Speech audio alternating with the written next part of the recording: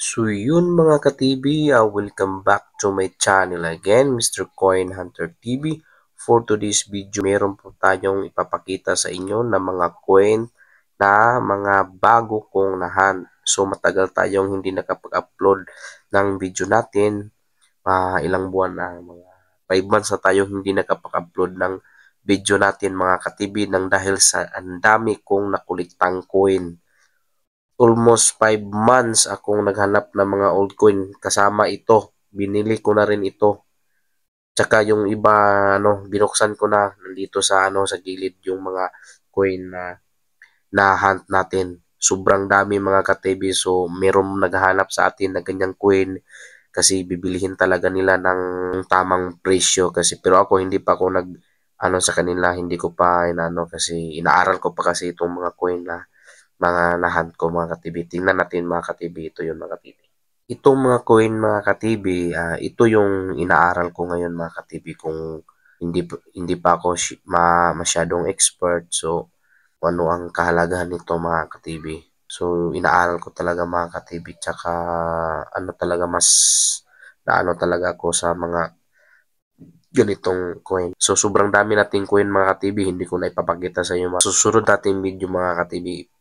Ipapakita ko sa inyo mga ka-TV yung mga coin na halos marami talaga mga ka-TV. So, ito mga ka-TV yung pinapakita ko sa inyo mga ka-TV. Ito yung mga coin na inaaral ko ngayon mga ka-TV. Isa-isahin natin mga ka-TV.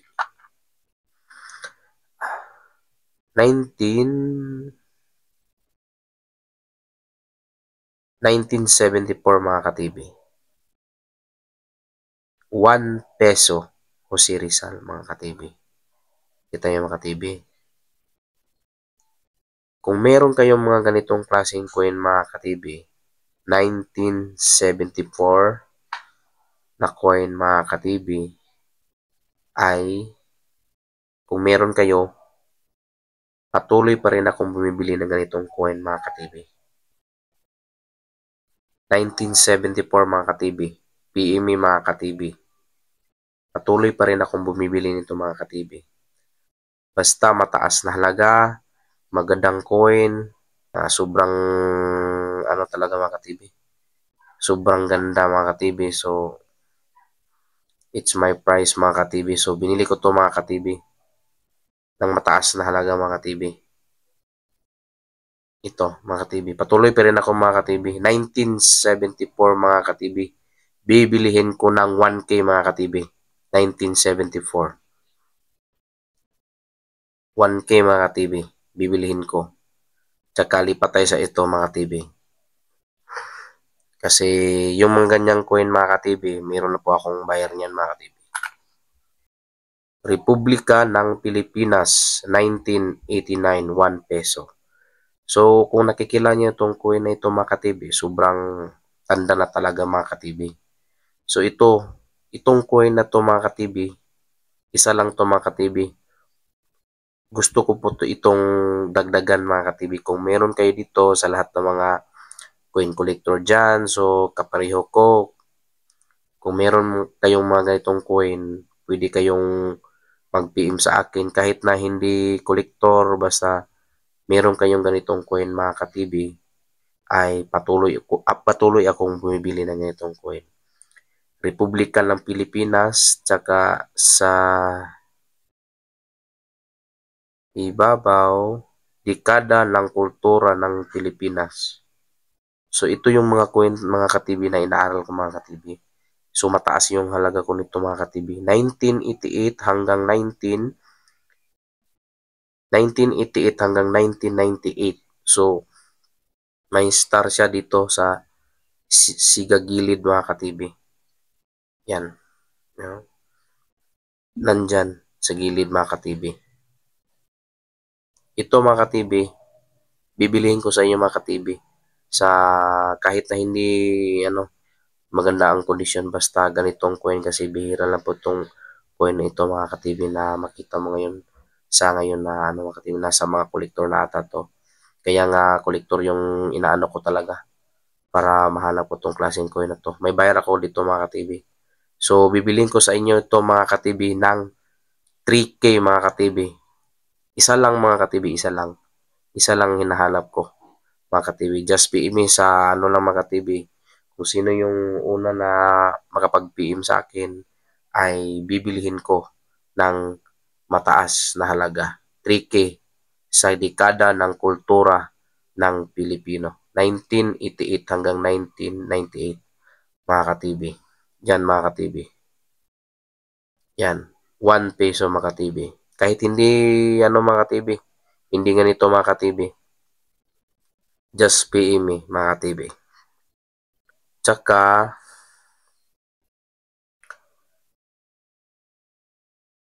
itong pang-tatlo, mga ka-TV. Republika ng Pilipinas. Republika ng Pilipinas. Jose Rizal, 1 peso. At sa likod niya, mga ka-TV,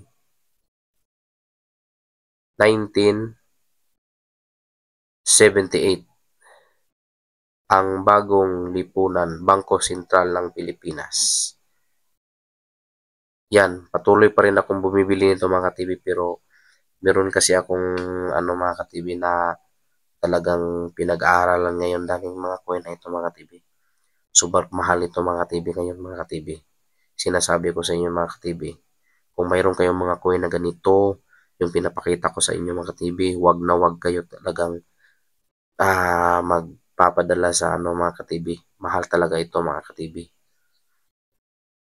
Kaya pag mayroon kayong mga ganito, hindi lang sa mga kolektor, sa makapanood nito, mga ka-TV. So, kung ako sa inyo, mga ka-TV, keep it, mga ka-TV. Itago nyo lang, mga ka-TV. Sinasabi ko sa inyo, mga ka-TV. So, ito, mga ka-TV, bibili ako ng ganitong, mga ka-TV, kahit hindi maganda yung condition, mga ka-TV, ng ganitong coin.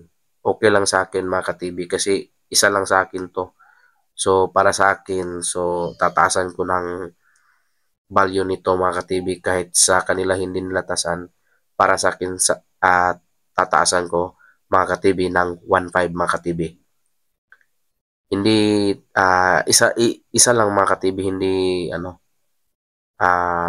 hindi maramihan yung pagbili ko dito. Isa lang kinakailangan ko, mga ka-TV, kasi hindi ako basta-basta na bumibili ng ganyan.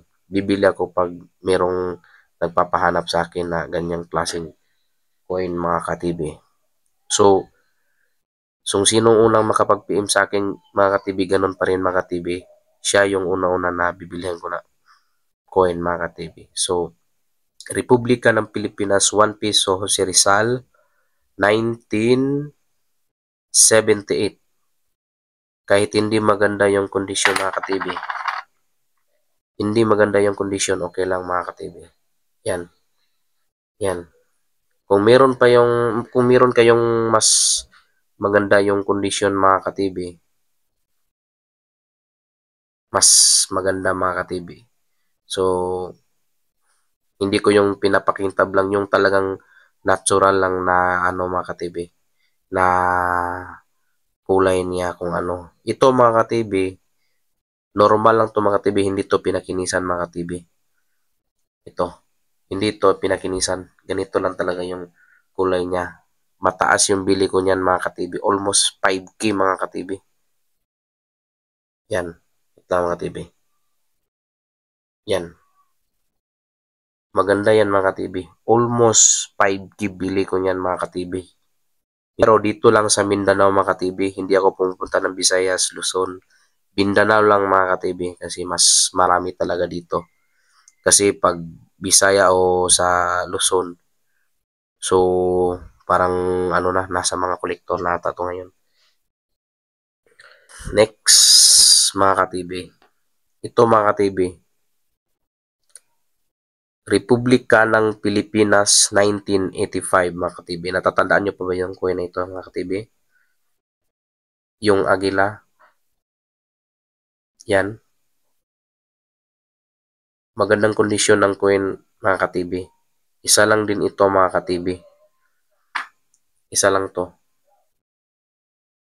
Kung meron kayong ganito, basta maganda yung kanyang kondisyon ng coin, mga ka-TV,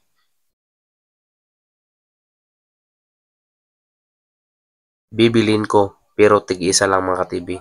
Naghahanap kasi ako nito ngayon, pero isa lang mga ka-TV.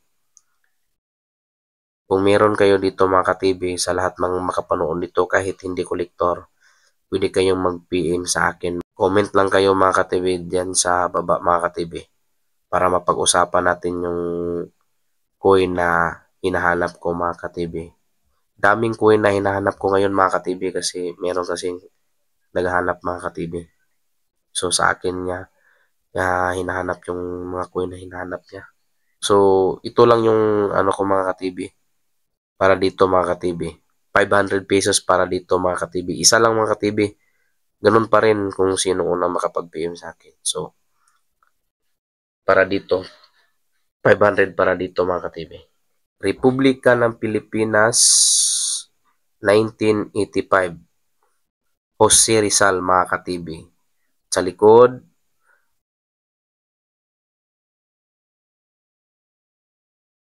Kalabaw mga ka-TV. Familiar talaga kayo dito mga ka-TV. Sigurado dami kayo dito mga ka-TV. Pero meron po akong hinahanap na coin mga ka-TV. Na hindi mo talaga ordinaryo na makikita mo talaga dito mga ka-TV. Yan sa likod mga ka-TV. Republika ng Pilipinas 1 peso si Rizal 1985. Yung magandang coin lang hinahanap ko dito mga ka-TV. Sa si Rizal ganitong coin. So, para dito mga ka-TV, so kasi para sa akin, importante ito mga ka-TV. Tataasan kong presyo nito mga ka-TV kung meron kayo dito mga ka-TV. Sa lahat ng makapanood nito. Yang lahat ng mga coin na yan mga ka-TV yan. Bibiling ko sa inyo mga ka-TV. Pag sinong unang makapag-PM sa akin mga ka-TV, yung una-una kong ito mga ka-TV, sana mabigyan niyo po ako nito. Di para dito. Tsaka ito mga TV sa mga coin na pinag-aaral ko ngayon mga ka-TV. 50 cent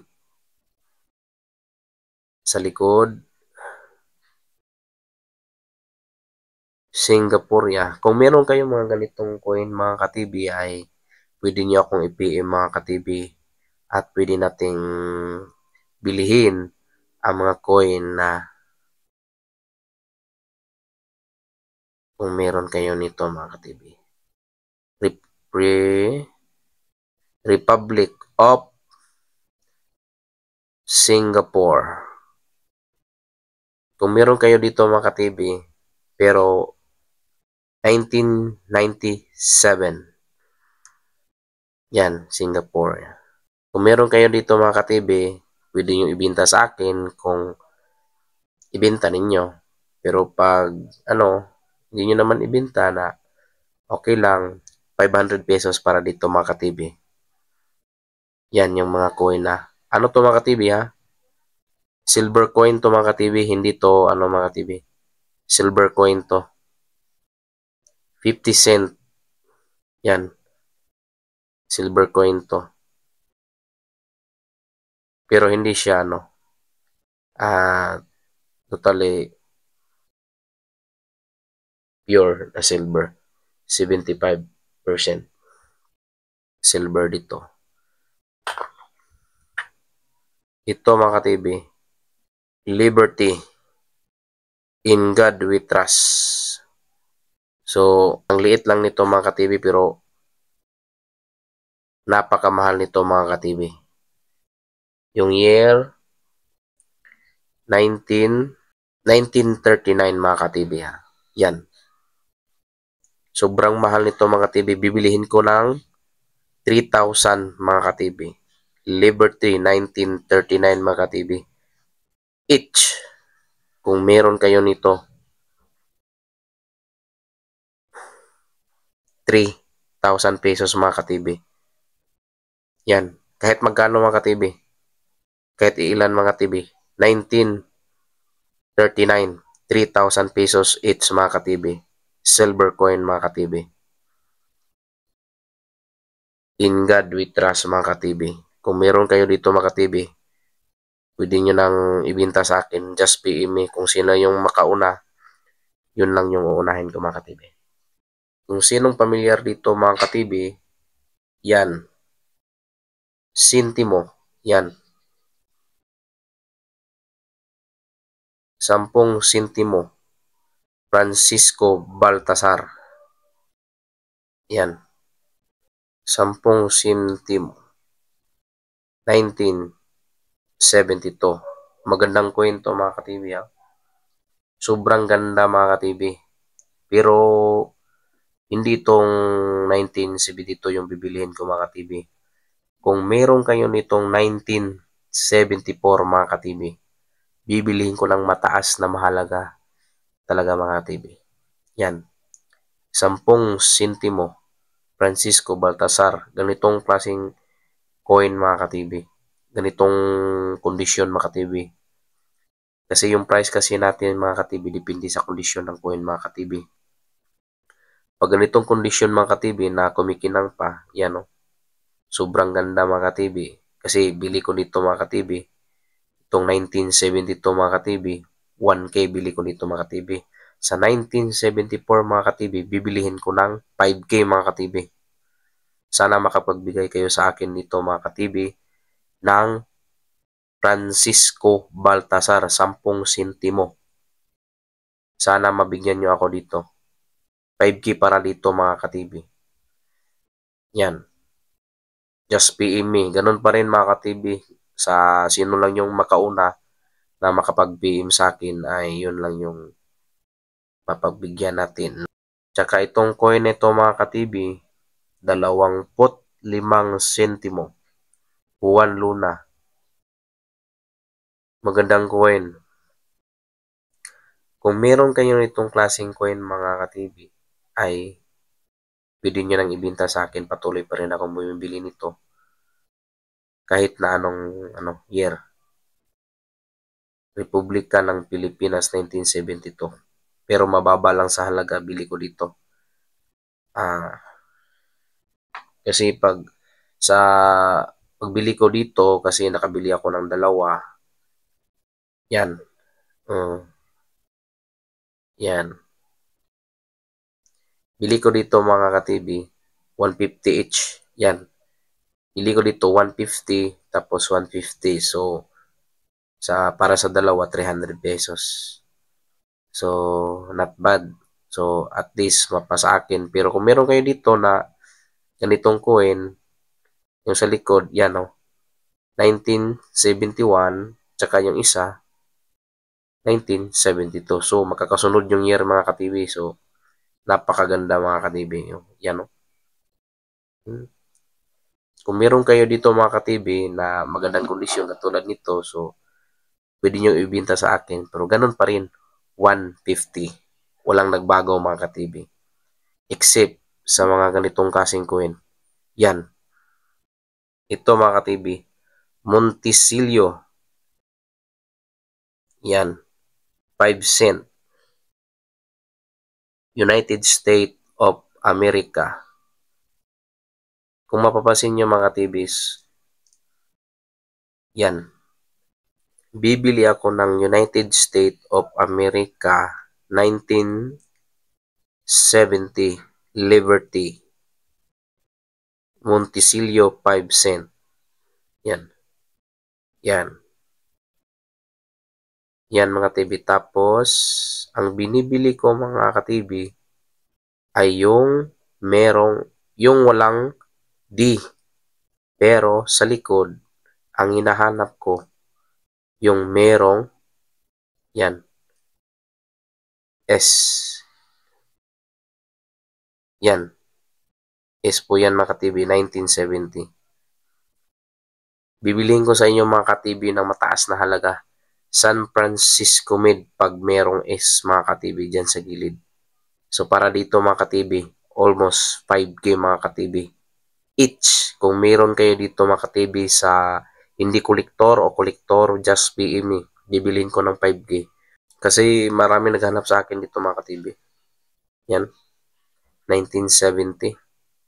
Yung kaibigan kong nandun sa ibang bansa.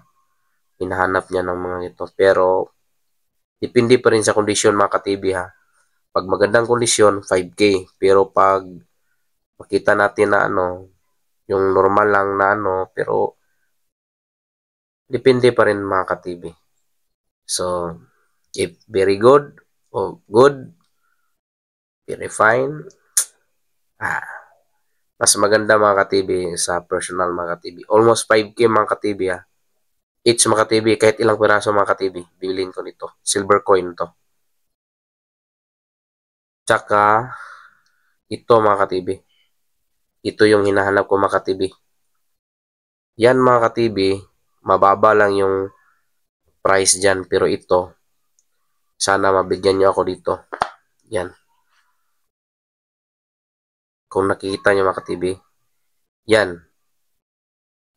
Sana mabigyan nyo ako ng ganitong coin mga ka-TV. Monticello. 5 cent. Pero ang hinahanap ko mga ka-TV ay yung merong S. Yan. Yan. Isa. Yan mga TV. Hindi ko binibili yung walang S. Yan. Yan. Kitang-kita nyo mga TV. United States of America, one dem na merong S sa ibabaw ng building. Kailangan ko ng isa ito mga ka-TV. Isa lang mga ka-TV kasi isa lang yung pinapahanap sa akin ng buyer ko. So, bibilihin ko mga ka-TV. Ito yung pinakamataas na halaga. Almost 20K mga ka-TV. 20K. Kung meron kayo dito mga kolektor, sana mabigyan nyo ako. Sa lahat ng mga kolektor, sa lahat ng makapanood nito. 20K para dito mga ka-TV. Yung merong S sa ibabaw ng building. Pero ito mga ka-TV, hindi ko muna ibibinta to mga ka-TV. Kailangan ko ng isa mga ka-TV kasi mag-isa lang to sa akin mga ka-TV. So, para sa akin sa ko na price dito kasi yung price dito sa in US, so sobrang laki mga ka-TV. Yung 20K, wala lang yan. Mababa yan. Kasi yung ganitong coin mga ka-TV, ibabalik natin yan doon sa kanila, sa US. So, para dito, 20K lang mga ka-TV kasi mataas na yan mga ka-TV. So, for today's video mga ka-TV, sana yung mga coin na ito mga ka-TV ay mabigyan nyo ako mga ka-TV. Please, comment down below. Sinasabi ko sa inyo, 1943, Monticello yung mayroong is sa ibabaw mga ka-TV ha. Ito, nag-iisa lang to mga ka-TV. Sana mabigyan ko for 20K. So, for today's video mga ka-TV, hanggang dito na lang hanggang sa susunod natin video. At sa lahat ng mga supporters ko dyan, sa lahat ng subscriber ko, sa lahat na nag-comment, shoutout sa inyo. So, thank you so much sa patuloy na sumasubaybay sa ating mga coin na hinahunt mga ka-TV. So, see you in next video mga ka-TV. Thank you so much. Goodbye.